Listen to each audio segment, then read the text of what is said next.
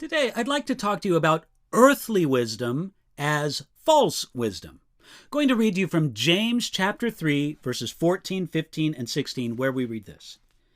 But if you have bitter envy and self-seeking in your hearts, do not boast and lie against the truth. This wisdom does not descend from above, but is earthly, sensual, demonic. For wherever envy and self-seeking exist, confusion and every evil thing are there. In this section, James wrote specifically to teachers and leaders among God's people, but certainly not only to them.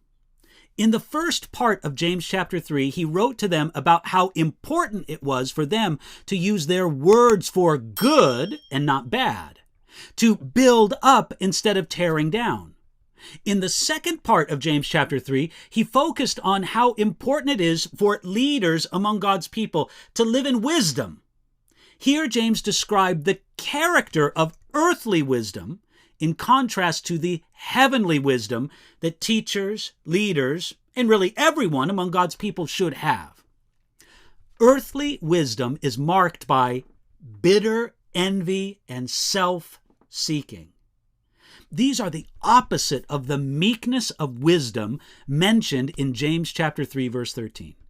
These words actually refer to someone who has a critical, contentious, fight-provoking manner. There's a kind of wisdom found among men and women. This wisdom knows how to use people, to manipulate them, and to get what one wants out of them. That's the kind of twisted wisdom, or cleverness you might call it, that James says has no place in the community of God's people. Now, sometimes this is complicated because good goals can be pursued with earthly wisdom. There should be pure doctrine in the church. Someone says, well, that's true. But pure doctrine should never be sought or promoted with a display of bitter envy and self-seeking, or with boasting and neglect of the truth. If I suspect that a man is a false teacher, I have no permission from God to oppose him with the tools of earthly wisdom, that is envy, self-seeking, boasting, and being against the truth. Therefore, James tells us, do not boast and lie against the truth. Anyone who shows bitter envy and self-seeking should not deceive anyone, especially themselves, about how wise they are.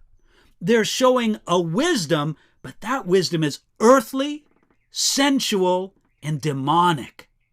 Their wisdom is more characteristic of the world, the flesh, and the devil than it is of God.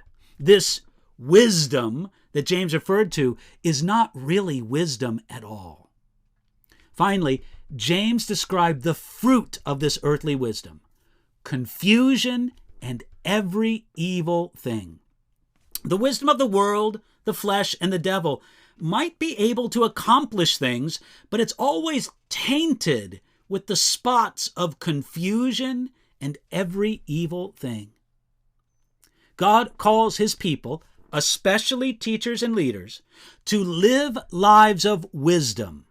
Yet, it's important to understand that this wisdom isn't the same as the cleverness of this world, the earthly wisdom that James wrote about. We need to pursue heavenly wisdom, which flows from the Word of God and the nature of God. And we can pursue that heavenly wisdom today.